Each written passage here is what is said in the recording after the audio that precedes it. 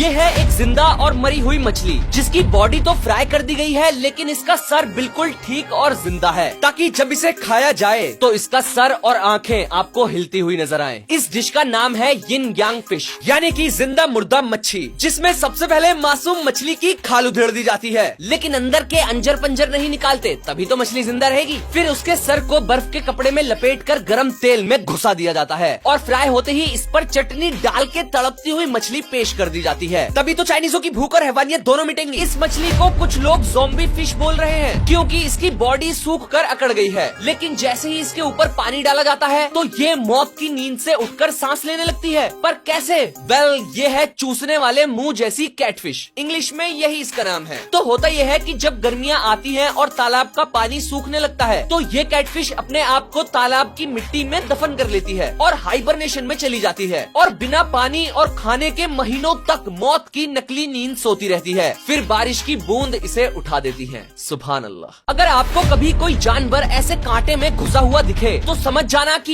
ये इस चिड़िया का काम है। इस मासूम चिड़िया का नाम है श्राइक, जिसे कसाई चिड़िया भी कहते हैं, क्योंकि ये अक्सर अपने शिकार को कांटों में या फिर कांटेदार तार में घुसा देती है। पर क्यों? दरअसल जब ये कसाई चिड़िया अपने शिकार को मार देती है तो उसे ऐसे सूली पर लटका कर चली जाती है, फिर कई दिनों के बाद आकर जानवर को खाती है, ताकि अगर उसमें जहर भी हो तो वो इतने टाइम में नाकाम हो जाए। ये है बावला शहद, जी हाँ, मैड हनी, जिसे आप गलती से भी मत खाना। अगर जिंदगी प्यारी है तो हाँ, दोस्त को खिला सकते हो। दरअसल ये दुनिया का सबसे खतरनाक शहद है, जो कि नेपाल के बहुत ऊंचे पहाड़ों पर पाया जाता है। इसको मधुमक्खियाँ रोडोडेंड्रन फ्लावर से निकालती हैं, जिसमें ग्रेयोनोटॉक्सिन नामक कंपाउंड पाया जाता है। इस पागल शहद का टेस्ट थोड़ा कड़वा सा होता है और 20-30 ग्राम खाने पर बावला कर देता है, उल्टी सीधी चीजें दिखने लगती हैं। ये है एक नेचुरली सीप के अंदर बना हुआ मोती, जो कि बहुत ही रेयर होता है। लेकिन ये मोती बनता कैसे है? वेल, ये नॉर्मली दो तरह से बनता है, पहला कल्चर्ड, दूसरा नेचुरल। और आज मैं नेचुरल की ही बात करूंगा, क्योंकि वही महंगा होता है। तो इसमें होता ये है कि सीप के कवच का टुकड़ा सीप के अंदर चला जाता है,